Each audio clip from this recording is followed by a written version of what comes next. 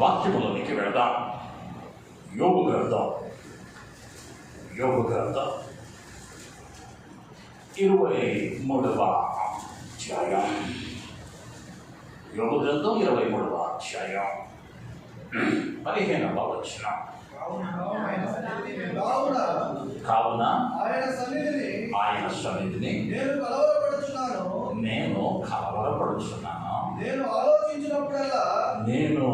ఆలోచించినప్పుడల్లా ఆయనకు భయపడుచున్నాను.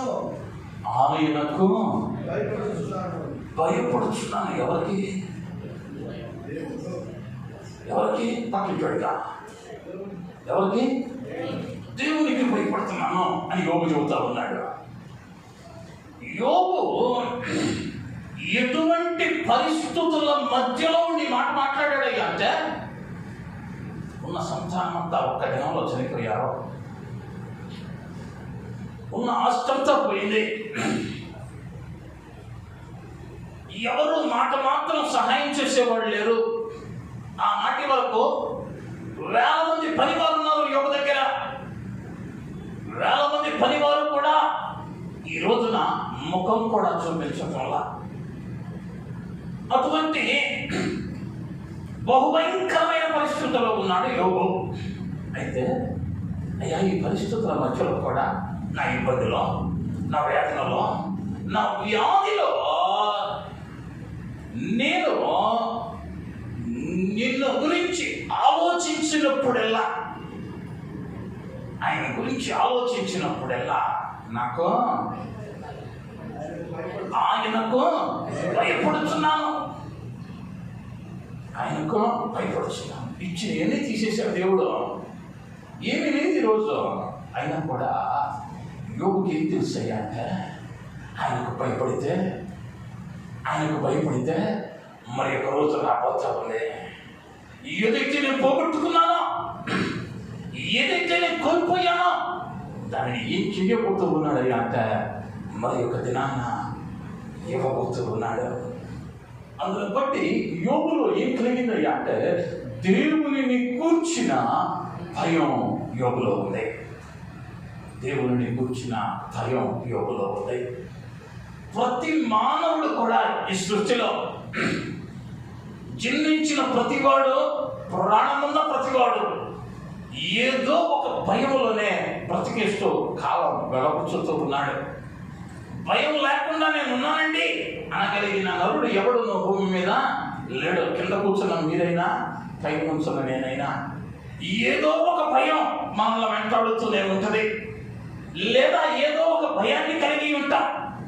కానీ అనేక పర్యాయాలు ఏమవుతూ ఉన్నదయ్యా అంటే, కలిగి ఉండవలసిన భయమును వదిలిపెట్టి, కలిగి ఉండవలసిన భయాన్ని వదిలిపెట్టి, అవసరము లేని భయాలను మనం కొని తెచ్చుకుంటూ ఉన్నా, లేదా వాటికి భయపడుతూ ఉన్నా.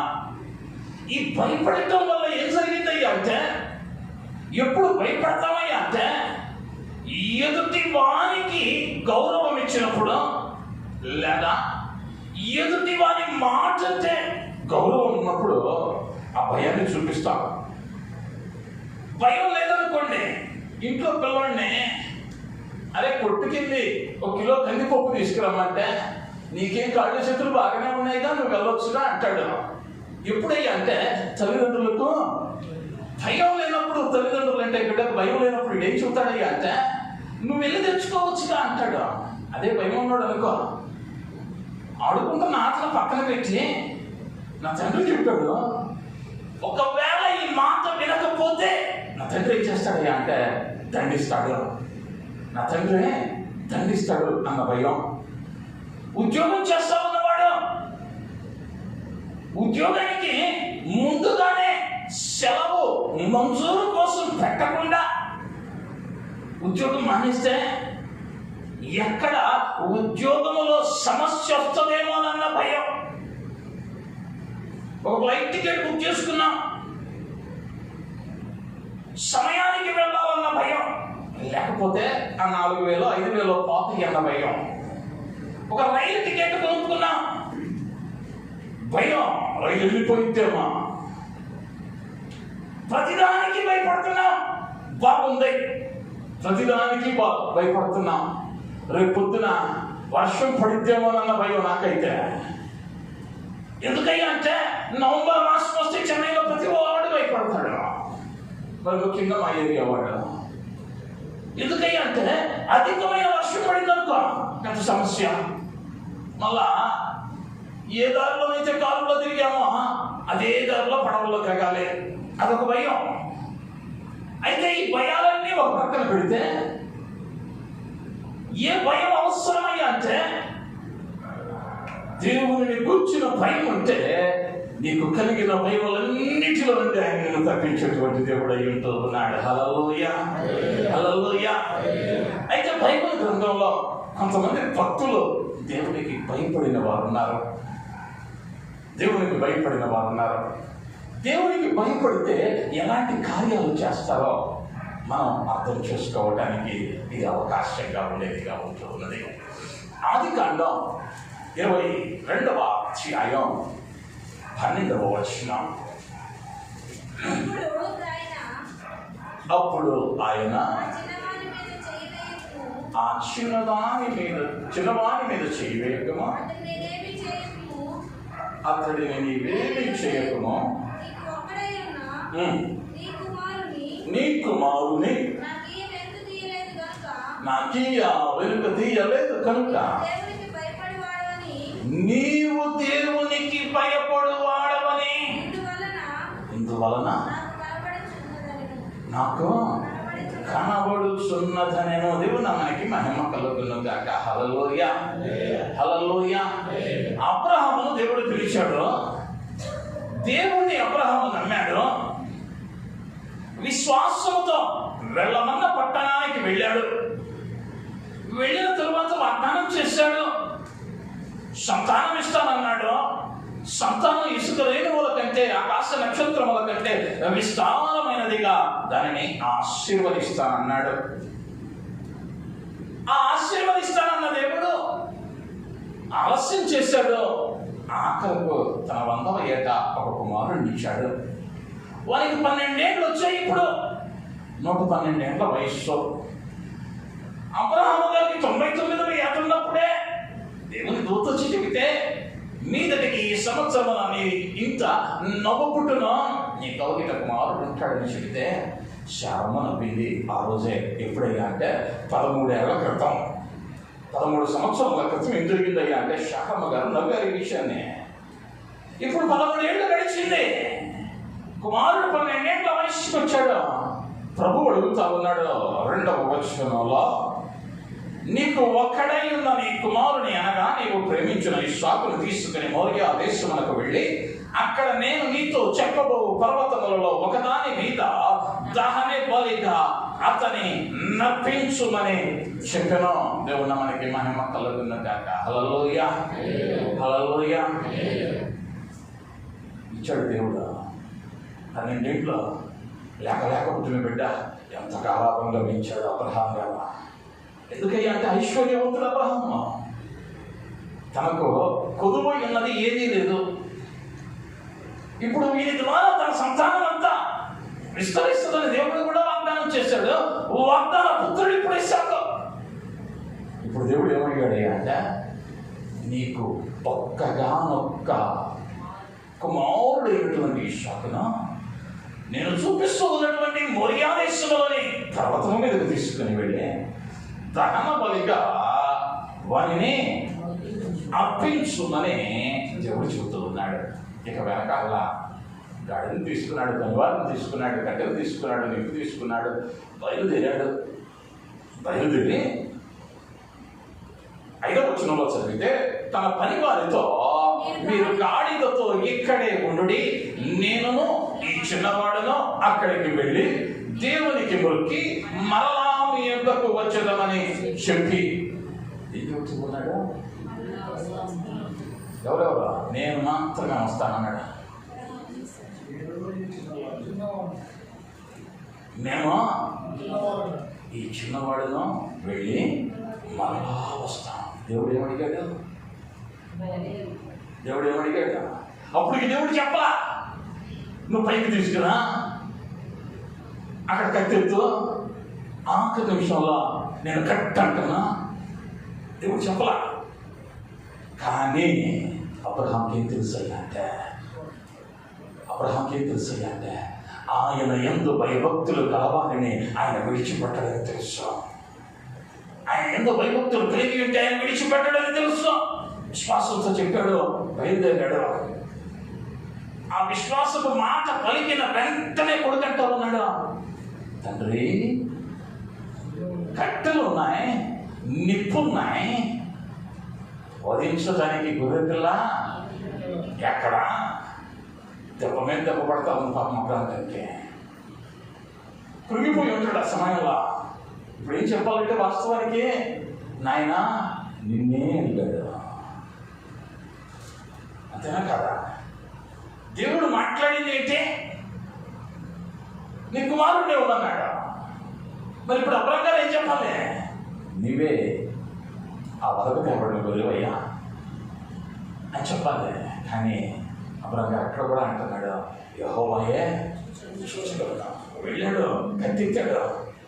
ఇప్పుడు స్వరాన్ని వింటా ఉన్నాడు, నీవు నాకు భయపడు వాడవని ఇందువలన నాకు కనబడుచున్నది. అబ్రహాంకి తెలియదా? 100 ఏళ్ళు అప్పుడే పిల్లలు పుట్టడం కష్టం అనుకున్నారే, ఇప్పుడు 112 ఏంట్లే, ఇక సంతానం కలగదని తెలిసే. మరి దేవునితో చర్చోటి పెట్టొచ్చుగా. అయ్యా నువ్వే కదా ఇసుక రేణువుల వలె చేస్తానన్నావు.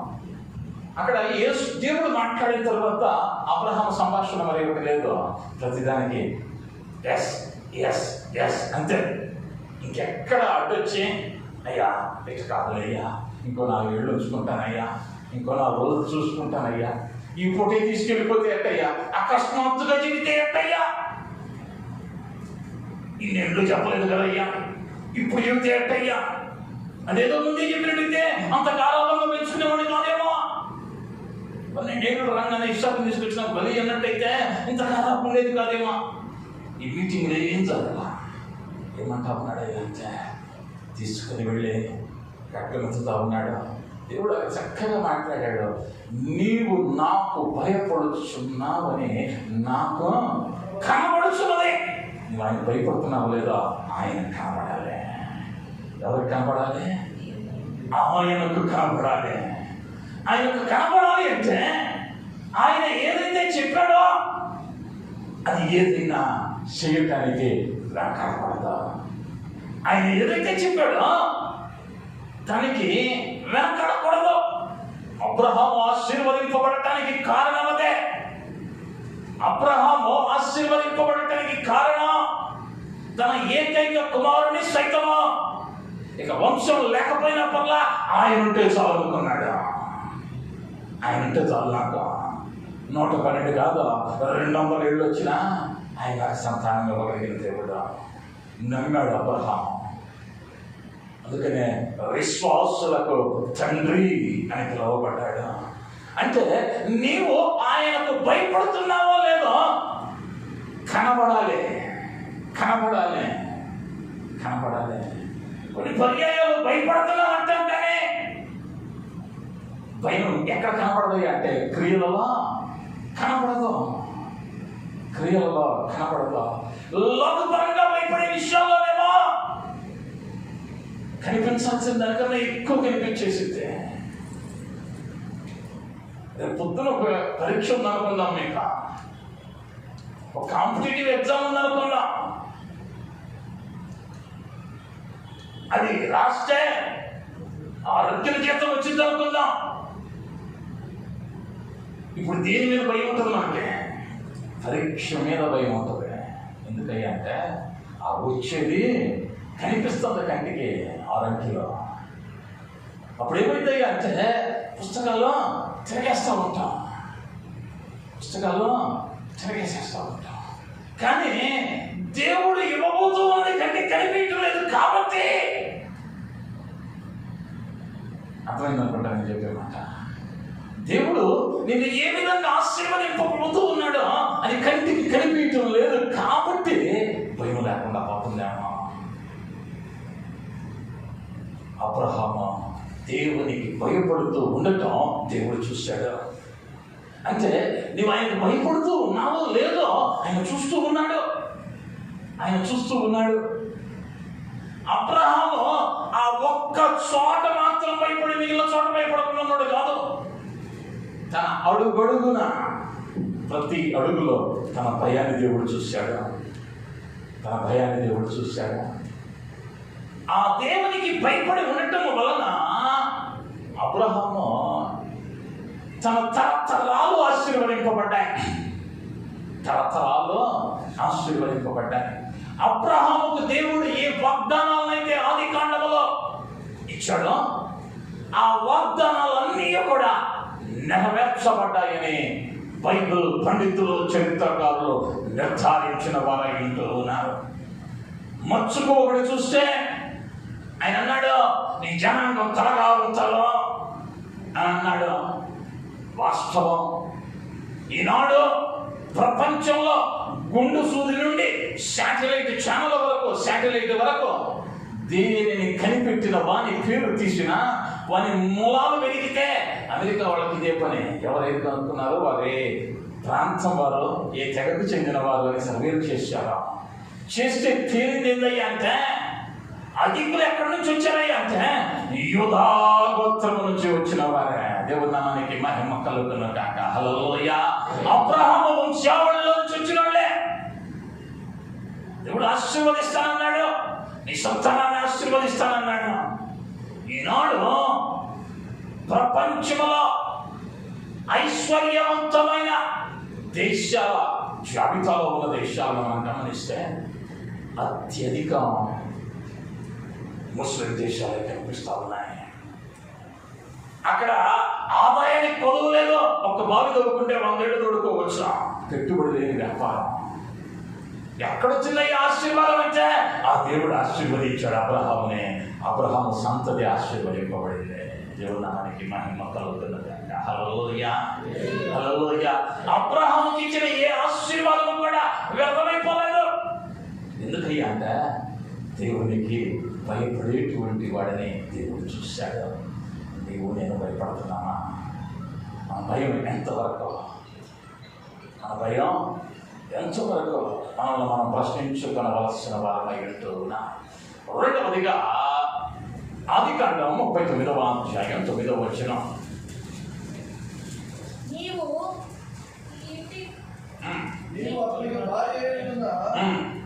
నిన్ను తప్ప మరి దేనిని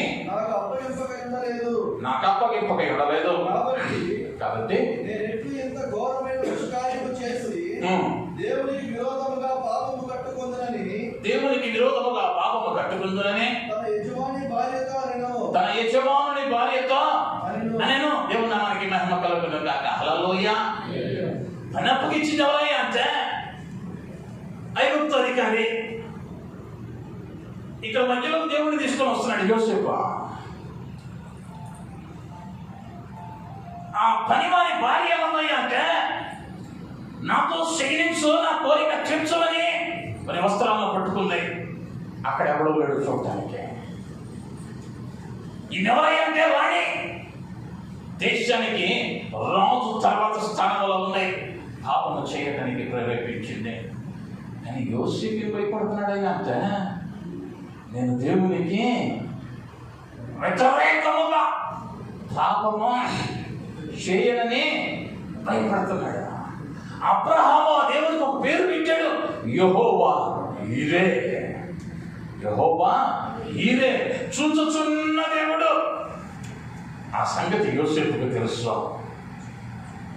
ఇక్కడ ఎవరు లేకపోవచ్చు, కానీ ఎవరు చూస్తున్నారని భయపడుతున్నాడు అయ్యా యోసేపు అంటే చూచుచున్న దేవుడు చూస్తా ఉన్నాడు. ఆయన ఇక్కడ లేడు. ఇప్పుడు అంతఃపురములో రాణి గారి ఏకాంత మందిరంలో రాణి యోసేపు ఉన్నారు. కానీ యోసేపుకు తెలిసిన సత్యం ఏంటి అంటే ఆయన కనుల నుంచి దాపుకొనగలిగిన వాడు ఎవడనో లేడన్న సత్యం యోసేపుకు జ్ఞాపకం వచ్చింది. ఇప్పుడు అంటా ఉన్నాడు, నేను దేవునికి వ్యతిరేకముగా పాపం చేయను. నేను ప్రాంతం మారానా, పరిస్థితులు పాపం చేయడానికి ప్రేరేపించాయనో, లేదా పాపమే నన్ను వెతుక్కుంటూ వచ్చిందనో, నేనేం చేయనయ్యా అంటే దేవునికి వ్యతిరేకంగా పాపం చేయను. భయం ఉంది మనలో. యోసేపులో భయం ఉంది. భయం లేకపోతే ఆ మాట రాదు. భయం లేకపోతే ఏమొచ్చిందయ్యా అంటే ఇది కూడా దేవుని చిత్తమేమో, నాకు ఇంకా వివాహం కాలేదు కదా, దేవుడే పంపించాడేమో. ఈరోజు చాలా మంది పాపాత్మలు చేస్తా ఉన్నారు. అదే దేవుడండి తగిన సమయం ముందు మార్చుకుంటాడండి. ఆయన ఏం చేస్తాడా?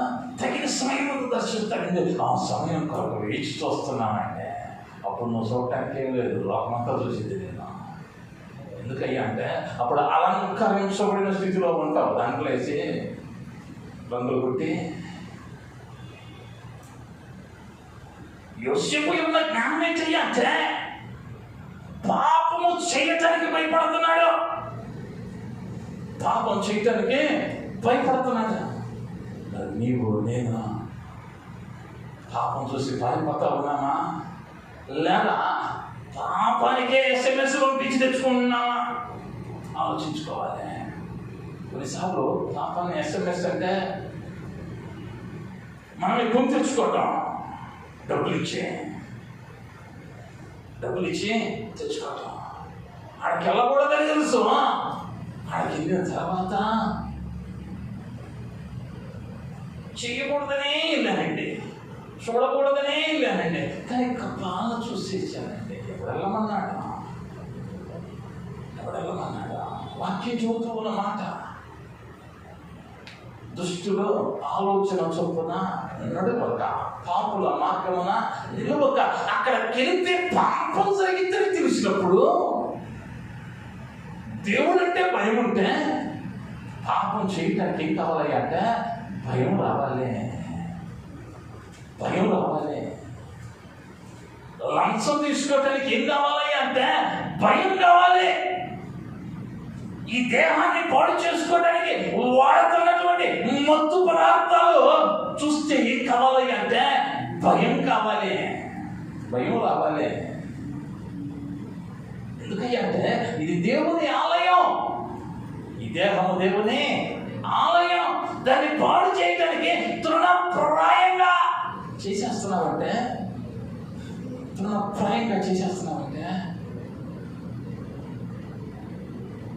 భయం ఎక్కడుంది? పాపం. యోసేపుకు ఒకవేళ కనుక లోకస్తునిగా యోసేపు ఉన్నట్లయితే యోసేపు అనేవాళ్ళేమో స్నేహితులు, అరే నీకు ఎంత టాలెంట్ ఉంటే కానీ రాణిగారిని పడి ఉండేవాళ్ళేమో రోజుల్లో. రాణిగారి దృష్టి పడింది యోసేపు మీద. లోకస్తులు అయితే అనేసేవాళ్ళు, చెప్పులు కొట్టేసేవాళ్ళు. 10-5 పక్కన ఉంటారు. ఒక మంద పాపాన్ని ప్రేరేపిస్తూ ఉంటారు. ఆ పిల్లోడు ఏంది నిన్నేం చూస్తున్నాడు, ఆ అమ్మాయి ఏంది నిన్నేం చూస్తుంది, వీళ్ళకి లేకపోయినా పుట్టిస్తారు, వీళ్ళకి లేదా ఆలోచన. కానీ ఆ పక్కన సైతం ఏం చేస్తుంటే ఊరు కదా నెడతా ఉంటుంది. ఆ పిల్లోడు ఏంది రింగులు అవుతున్నాడు. రేపు వస్తే రింగులు మొహం మీద. అప్పుడు దాకా తెలియదు. ఈనాడు క్రైస్తవులని చెప్పుకుంటూనే పాపం అంటే భయం లేకుండా బ్రతికేస్తా ఉన్నాం. ఒక మాటలో చెప్పాలి అంటే పాపాన్ని ఆజ్ఞాతిక్రమమే పాపం. అదే భయం ఉందా మనలో? పాపానికి భయపడుతున్నామా? పరిశీలించుకోవలసిన వారం. దేవుడు చూస్తూ ఉన్నాడు. ఆయన యెహోవా ఈరే చూచుచున్న దేవుడు. చూశాడు కాబట్టి అబ్రహాం ఏమన్నాడు అంటే నేను నిన్ను ఆశీర్వదిస్తానన్నాడు. నాకు కనపడుతుందయ్యా అబ్రహాము, నువ్వు భయపడతాను. ఆశీర్వదించాడు. యోసేపును చూశాడు, భయపడ్డాం. యోసేపు ఏం చేశాడయ్యా అంటే ఆశీర్వదించాడు. బానిసగా ఉన్నాడు యోసేపు. బానిసను చేశాడయ్యా అంటే రాజ్యాధికారాన్ని ఇచ్చాడు. మూడవదిగా నిర్గమాకాండం 1వ అధ్యాయం 17 నుంచి చదివితే రాజు ఒక ఆజ్ఞ ఇచ్చాడు. ఫరో ప్రసవములో ఎవరైతే మగబిడ్డను కన్నారో ఆ మగబిడ్డను పురిట్లోనే చంపేయమన్నాడు. ఆ ఆడబిడ్డ అయితే బ్రతకనియమన్నాడు. వీళ్ళు ఎవరయ్యా అంటే క్రైస్తవ సమాజం కాదు, విశ్వాసులు కాదు, లేదా దేవుడైన యెహోవా వారితో మాట్లాడలేదు. వీళ్ళు ఎవరయ్యా అంటే అన్య దేవతలను ఆరాధించుతున్నటువంటి మంత్రస్వాములు. అయితే ఎవరికేం తెలుసయ్యా అంటే ఆ దేవుడు సాధారణమైన వాడు కాదు. ఆ జనాంగం ఆరాధిస్తున్న దేవుడు ఆయన సాధారణమైన వాడు కాదు. కాబట్టి వీళ్ళు ఏం చేశారయ్యా అంటే యెహోవాకు భయపడి, యెహోవాకు భయపడ్డారు. ఎవరో మంత్రస్వాములు, దేవుణ్ణి ఎరగనోళ్ళు, దేవుణ్ణి ఎరగనోళ్ళు. దేవుణ్ణి ఎరగని వాడు భయపడుతున్నాడు. ఈ పరిశుద్ధ గ్రంథం పట్టుకోవటానికి కూడా అన్యుడు భయపడతాడు. మనకి తెలుస్తుంది విలువ. ఈ గ్రంథాన్ని పట్టుకోవడానికి భయపడతాడు. ఎందుకయ్యా అంటే అపవిత్రంగా దాన్ని పట్టుకుంటే అది పవిత్ర గ్రంథం అన్నది. దాని మీద ఏముంది? పవిత్ర గ్రంథం. ఆ పవిత్రమైన గ్రంథాన్ని అపవిత్రమైన నా దేహముతో పట్టుకుంటే ఏ శాపం వస్తుందో నన్న భయం ఉందాడు. వాడు అన్యుడే. కానీ నీవు మంత్రస్వాములు కొంత భయం. ఆ దేవుడితో పెట్టుకోకూడదు, ఆ దేవునికి వ్యతిరేకంగా కార్యం చేయకూడదన్న భయం మంత్రస్వాములకు కలిగింది. వాడు పని చేయడా, చెయ్యకపోతే ఏమొస్తుందో తెలుసు. వాళ్ళకి రాజు పిలుస్తాడు, దండిస్తాడు, లేదా శిరఛేదనం చేస్తాడు, చంపేస్తాడు. అన్యులైనా ఆ దేవునికి భయపడి ప్రాణాలు ఇవ్వడానికి తెగించారే తప్ప వాళ్ళు ఏమవ్వలేదయ్యా అంటే రాజీ పడలా. కానీ ఈనాడు పవిత్ర గ్రంథాన్ని పట్టుకుంటున్నామే, చదువుతున్నామే. ఆ పవిత్ర గ్రంథం అంటే భయం ఉందా? కొన్ని పర్యాయాలు బైబిల్ ఎక్కడ పడుతున్నారో చూస్తే భయం వేస్తా ఉంటుంది. పవిత్ర గ్రంథం అని దాన్ని ఎట్టబడితే అట్ట పడుతున్నారు. బైబిల్ని ఆనాటి దినాలలో దేవాలయంలో మాత్రమే ఉండేది. మందిరంలో యాజకుడు దానిని చదివి వినిపించేవాడు. ఈనాడు చేతుల్లోకి వచ్చేసరికి విలువ తెలియటంలా. ఈరోజు ప్రతి చేతిలో ఉండేసరికి దాని విలువ తెలియటంలా. ఆనాడు సమాజంగా కొడుకునేవాళ్ళు ఆ మాటలు వినడానికి. అది పరిశుద్ధమైన గ్రంథం. ఏదైనా ఈ లోకంలో గ్రంథాలు ఆయా కులాలను బట్టో మతాలను బట్టో రాయబడ్డా పవిత్రమైనది, పరిశుద్ధమైనది అని చెప్పబడుతూ ఉన్నది. ఆ సజీవుడైన దేవుడు రాయించిన బైబిల్ గ్రంథమే తప్ప మరి ఒకటి లేదు అన్న సత్యాన్ని నేను బలబుద్ధి చెప్పగలను. ఎందుకయ్యా అంటే ఆయన సజీవుడు. అన్యులు భయపడతా ఉన్నారు. మరి దేవుని ఎరిగిన నీవా, దేవుని అంగీకరించిన నీవా, ఆ దేవునికి భయపడుతూ ఉన్నామా? అదే కాలం ప్రశ్నించుకుందాం. ఎప్పుడైతే అన్యులైన వారు దేవునికి భయపడ్డారో దేవుడు ఏం చేశాడయ్యా అంటే వారి సంతానంలో వృద్ధి చేశాడు. దేవుడు నామానికి మహిమ కలుగునుగాక. హల్లెలూయా. ఆ మంత్రస్వాములు అభివృద్ధి చెందడానికి కారణం ఏమిటయ్యా అంటే దేవునికి భయపడ్డారు. ఆ భయం ఆయన చూసేవాడిగా ఉంటూ ఉన్నాడు. ఆయన ఎవరయ్యా అంటే యెహోవా ఈరే. ఆయనకు భయపడితే ఏం కలిగితో కొన్ని కార్యాలను జ్ఞాపకం చేస్తూ ఉన్నాడు. ప్రకటన గ్రంథం 11వ అధ్యాయం 18వ వచనం.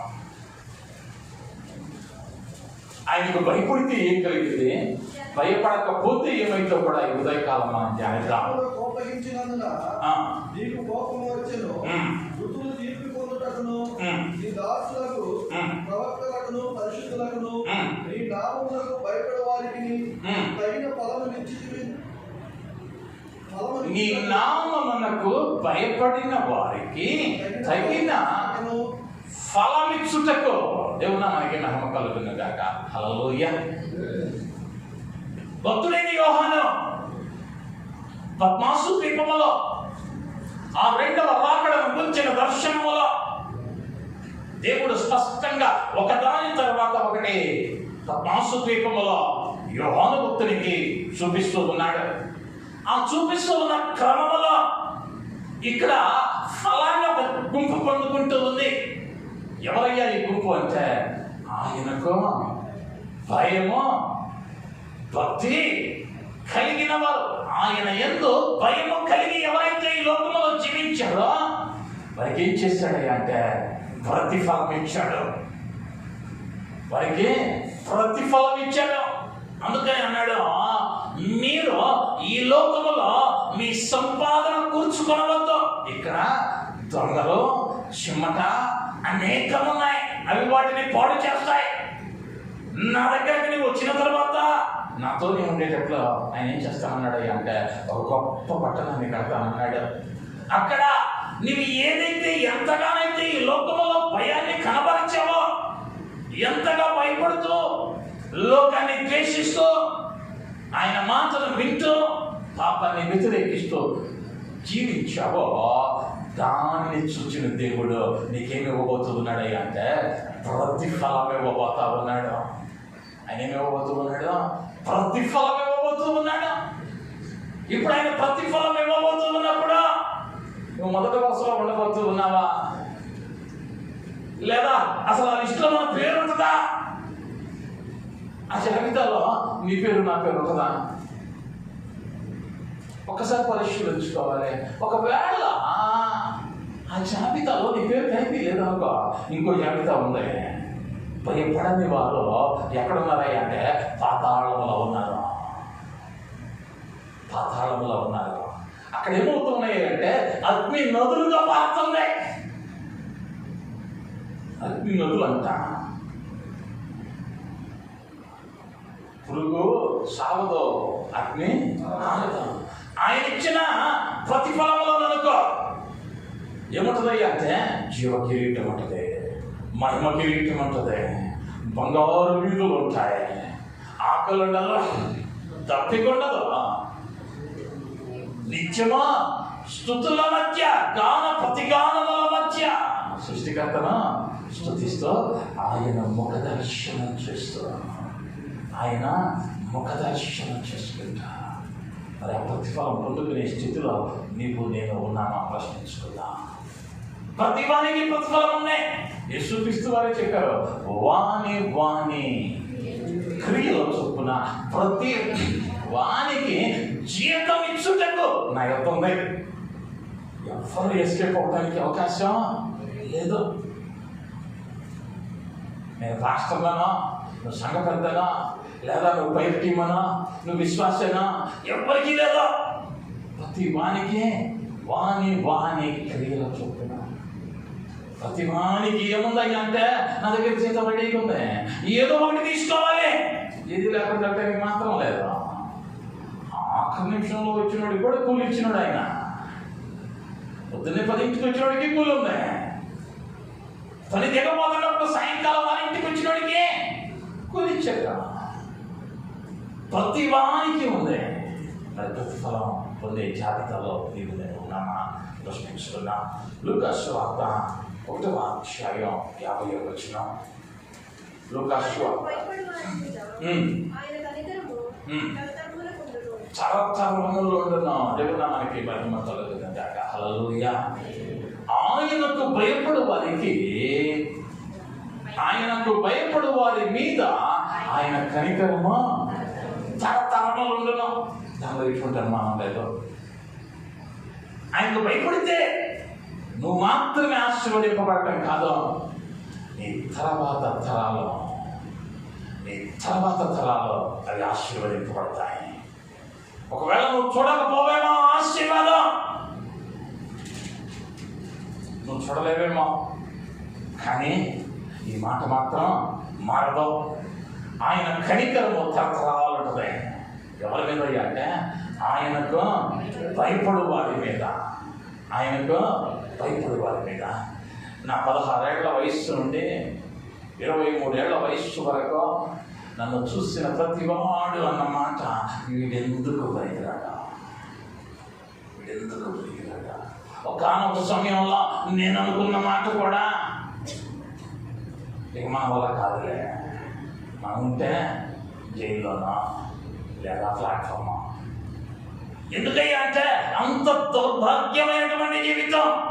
కానీ మా పితరులు ఏం చేశారయ్యా అంటే దేవునికి భయపడిన వారిగా ఉన్నాను. మా పితరులు ఆయన యందు భయం కలిగిన వారిగా ఉన్నారు. మా తాతగారు,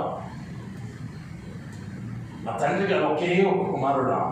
ఆ రోజుల్లో అందరూ అన్నారట, అరే ఒక్కడే కొడుకు షాపుకు పంపిస్తే ఎలాగా, కష్టం కదా, ఏం తక్కువ, ఏదో ఒక ప్రభుత్వ ఉద్యోగం వచ్చింది కదా. ఆ రోజుల్లోనే ఎంఏ చేశారు మా నాన్నగారు. గుంటూరు ఎస్సీ కాలేజీలో లెక్చరర్గా చేస్తా ఉన్నారు. దేవుడు పిలిచాడు, ఉద్యోగం వద్దనుకున్నారు.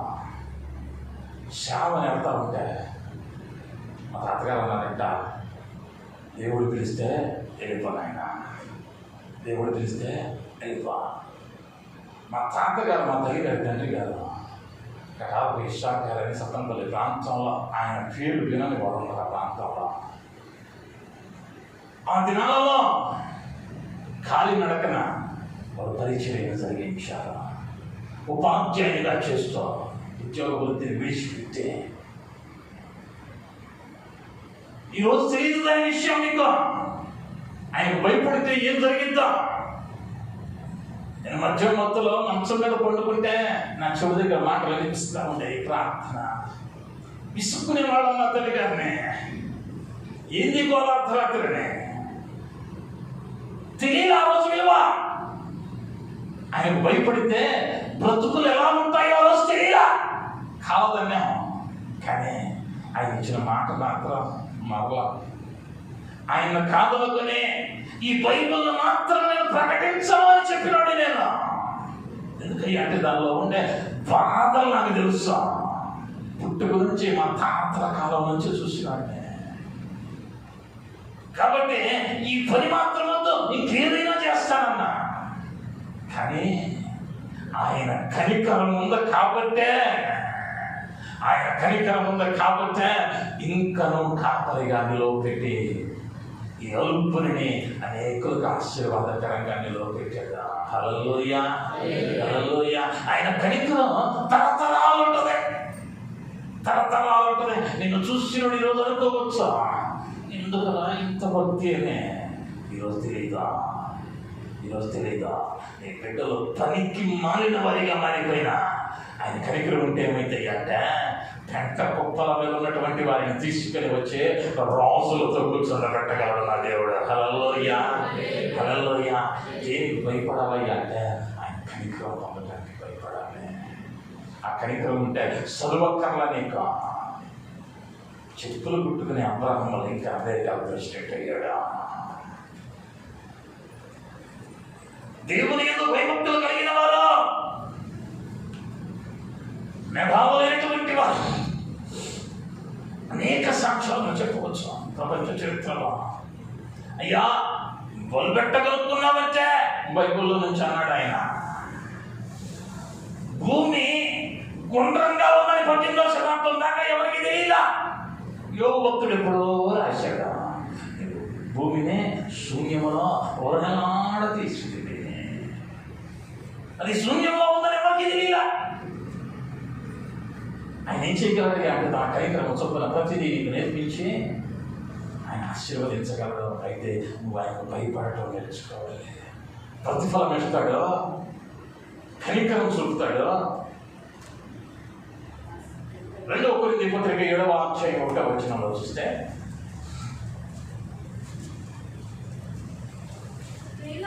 ప్రియులారా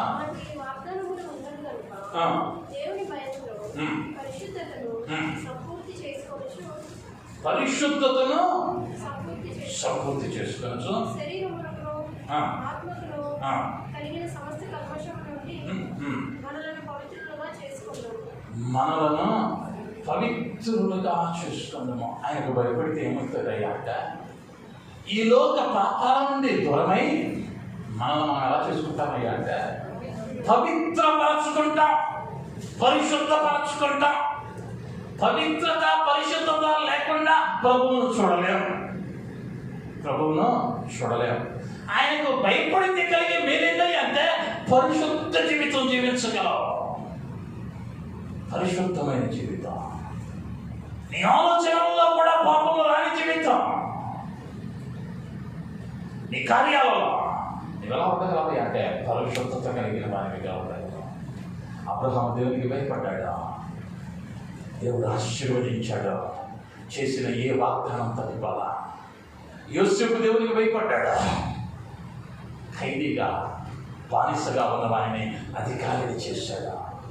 మంత్రస్థానంలో దేవునికి భయపడ్డారు, ఆ వంశాన్ని దేవుడు అభివృద్ధి పరిచాడు. భయపడితే ఆయన ప్రతిఫలంగా పోతా ఉన్నాడు, భయపడితే ఆయన కనికరం చూపపోతా ఉన్నాడు, భయపడితే ఆయన పరిశుద్ధ జీవితం జీవించడానికి సహాయం చేసేవాడిగా ఉంటూ ఉన్నాడు. భయపడకపోతే ఏమైందంటే ఆయన పిలిచినప్పుడు లోపడతాం, ఆయన మాతో మాట్లాడినప్పుడు లోపడతాం అని వాయిదా వేస్తూ ఉన్నారేమో. ద్వితీయోపదేశకాండం 28వ అధ్యాయం 58వ వచనం. యెహోవా 28:58. నీవు జాగ్రత్త పడి ఈ గ్రంథములో వ్రాయబడిన ఈ ధర్మశాస్త్ర వాక్యములన్నిటినీ అనుసరించి గైకొనుచు నీ దేవుడైన యెహోవాను ఆ మహిమగల భీకరమైన నామమునకు భయపడని ఎడల యెహోవా నీకును నీ సంతతికి ఆశ్చర్యమైన తెగుళ్ళను కలుగచేయును. ఆశ్చర్యకరమైన తెగుళ్ళను కలుగచేయును.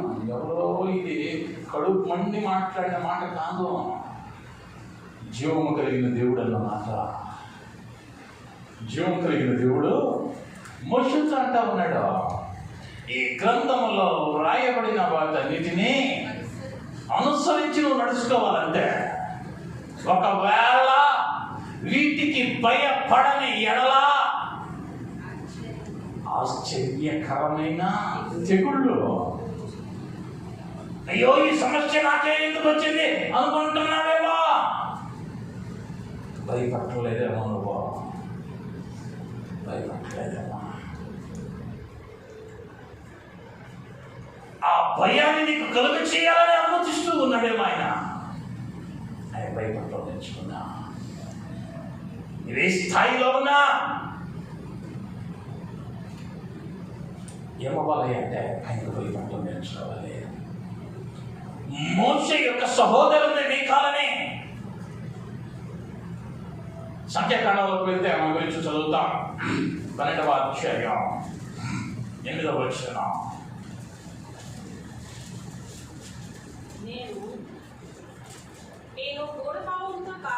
నేను గూఢభావముతో కాదు దర్శనమిచ్చి ముఖాముఖిగా అతనితో మాట్లాడును.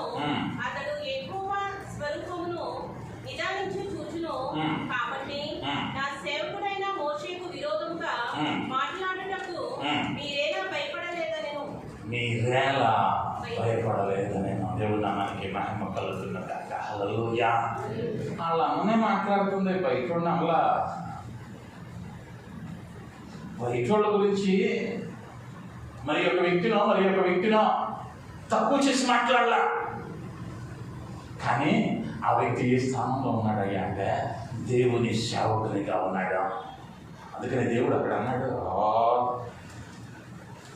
నా సేవకుడైన మోషేకు విరోధముగా మాట్లాడటకు మీరేలా భయపడలేదు. నేను అంటే దేవునికి భయపడాలి.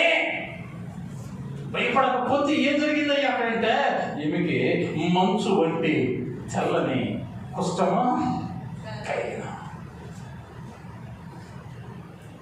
ఒక కొత్త వ్యాధి వచ్చేసింది. కొన్ని పర్యాయాలు మనం ఏమోలే దేవునికి భయపడుతున్నాం చాలా అనుకుంటాం. దేవుని చేత ఏర్పరచబడిన దైవజనునికి కూడా భయపడవలసిన అవసరం ఉంది. ఇక్కడ అదే దేవుడు కలుగు చేసుకున్నాడు. ఇక్కడ నా సేవకుడైన మోషేను నువ్వు మాట్లాడటానికి నీకెందుకు భయం పట్ల? ఎలా మాట్లాడగలిగావు? నీ అన్నయ్య కావచ్చు, నీ స్నేహితుడైతే అవ్వచ్చు, నీకు అతి దగ్గర వాడు కావచ్చు, నీకంత స్వేచ్ఛ ఉండొచ్చు. కానీ నువ్వేం కావాలి అంటే భయం ఉండాలి. నేను ఈయన నా వంటి వాడు కాదు, అభిషేకించబడినవాడు. అందుకనే దావీదు అంటాడు, సౌలు దొరికితే ఆడ కత్తికొచ్చి వెళ్ళిపోయి, నువ్వు దొరికినప్పుడు నేను చంపలేదయ్యా సౌలు. ఎందుకయ్యా అంటే నువ్వు అభిషేకించబడినవాడు. ఆ రోజు చంపేసి ఉంటే అన్నేళ్ళు అడవుల్లో పట్టుకుని కొండల్లో పట్టుకుని కాళ్ళలో రక్తం వసకాల్సిన అవసరం లేదా? దేవుడు ఒకవేళ మనం కనుకుంటే నేను అనుకుంటాను, ఒక్క ఈట్లో వేసేసి పక్కన ఉన్నాడు అంటున్నాడు. పక్కన ఉన్నటువంటి కత్తెలు తెచ్చేవాడు దావీదు దగ్గరలో ఉన్నాడు అంటే చాలా ఒక్క ఏటితో, ఇంకెక్కువ కూడా ఆలోచించాను, ఒకే దెబ్బ. దావీదు అంటూ ఉన్నాడు, ఆయన పరిశుద్ధుడా. వాళ్ళైతే మనం అక్కడే మోకరించేవాళ్ళమేమో. ఇలా చేతికి అప్పగించినందుకు స్తోత్రాలు, నా శత్రువుల చేతికి అప్పగించినందుకు స్తోత్రాలని తండ్రి కుమార పరిశుద్ధాత్మ నామముల 2 ముక్కలుగా చేస్తున్నాను వచ్చేవాళ్ళు. మళ్ళీ వస్తా మాట యుద్ధము యెహోవాదే. పర్యాయాలు అర్థం కాదు, చెబుతున్న అర్థం చేసుకోలేకపోతా ఉంటాం. దేవుడు మనకి ఇచ్చినటువంటి ఆధిక్యత వేరు. మోషేకు భయపడలా, మీ కాదు సొంత చెల్లి పుష్టివ్యాధి వచ్చినట్లయితే దేవుడు అన్నాడు మోషేతో, ఈ గ్రంథములో రాయబడిన వాటన్నిటిని అనుసరించి నడుచుకోవాలి, లేకపోతే ఆశ్చర్యకరమైన తెగుళ్ళు. ఆ తెగులు ఇంతకు ముందు వచ్చిందో లేదో, నిజంగా 2020లో ఒక కొత్త తెగులు వచ్చింది దేశం మీదకి, ప్రపంచం మీదకి. ఏనాడు ప్రార్థన చేయనోడు కూడా ప్రార్థన చేశారు, దేవునికి మహిమ కలుగుతుంది. హల్లెలూయా. మీకు తెలుసు కదా, ఎప్పుడు ప్రార్థన చేయలేడు, కానీ 2020లో ప్రార్థన చేశారు. మార్చి నెలలో ప్రారంభమైంది. పక్కింట్లో శవం లేచి ఆ రోడ్డు రెడ్జోన్ అనేవాళ్ళు అనుకుంటా, రెడ్జోను వేప కట్టంగానే అయ్యా నన్ను నా కుటుంబము కాపాడు, భయం వచ్చేసింది. మన వ్యాధి తగ్గిందిగా, ఇప్పుడు ఏమైంది? భయం పోయింది. అప్పుడు చేసిన ప్రార్థన ఇప్పుడు లేదా. మళ్ళీ ఎప్పుడు వచ్చింది అయ్యా అంటే ఇంకో కొత్తది రావాలి. అందుకని అన్నాడు, భయపడకపోతే ఆశ్చర్యకరమైన తెగుళ్ళు రాబోతా ఉన్నాయి. భయపడితేనేమో ప్రతిఫలం ఇస్తానన్నాడు, కనికరం చూపుతానన్నాడు, ఆ కనికరము తరతరాలు ఉంటుందన్నాడు. భయపడితే పవిత్రమైన పరిశుద్ధమైన జీవితం జీవించడానికి సహాయం చేస్తానన్నాడు. మరి ఈ దినం ఒక్కసారి కళ్ళు మూసుకొని దేవునికి భయపడుతున్నావా లేదా? ధర్మశాస్త్రానికి భయపడుతున్నావా లేదా? భయపడుతున్నాను అని మనస్సు అంటుకుంటే సరిపోలేదు, ఆ చూచేటువంటి దేవునికి కనిపించాలి, క్రియలలో భయం వ్యక్తపరచాలి. నీ భయం ఎక్కడ తెలిసిందయ్యా అంటే ఆయనకి ఎంత ప్రాముఖ్యత ఇస్తున్నావో దానిలో తెలిసింది నీ భయం. మందిరం 11:00 10:55 వస్తే భయం అన్నట్టు మందిర సమయం మీద. అవుదొక్క 1:00 వస్తే ఆమెననే తప్పుడు వెళ్ళిపోయి ఆ 10 రూపాయల నోట్లను 10 మడతలు మడిసి అక్కడ వేసి వస్తే ఆయన ఆశీర్వదిస్తాడు అనుకుంటే అది విచ్చలవిడితనం. ఆయనకి ఎవరు కావాలి అంటే భయపడేవారు కావాలి. ఆయన్ని ఎలా ఆరాధించమన్నాడు అంటే భయముతోనూ వణకుతోనూ. పరిశుద్ధులు ఆ విధంగా ఆరాధించారు కాబట్టే తన సొంత కుమారుని సైతమా బలిపటానికి వెనకాళ్ళ ఇష్టాక ఆశీర్వదింపబడ్డాడు. దానికి భయం ఏ స్థాయిలో ఉంది రోజు. ఆయన కొరకు కార్యం చేయటానికి ఏయో గుర్తొచ్చి బైబిల్లోకి వెళ్ళిపోయే లోక భయాల్లో ఆయనను కూర్చిన భయం సన్నగిలిపోతుందేమా. ఆయన కూర్చిన భయం ఉంటేనే జీవితం ఆశీర్వాదం. కళ్ళు మూసుకుందాం, చిన్న ప్రార్థన. కృప కలిగిన మా యేసయ్య, అయ్యా ఉదయకాలం అయ్యా భయపడుతున్నకు వచ్చి నువ్వు మాట్లాడిన మాటలకై ఉండరా. అయ్యా అబ్రహాము భయపడ్డాడు, ఆశీర్వదించావు. యోసేపు భయపడ్డాడు, ఆశీర్వదించావు. మంత్రస్వాములు భయపడ్డారు, ఆశీర్వదించావు.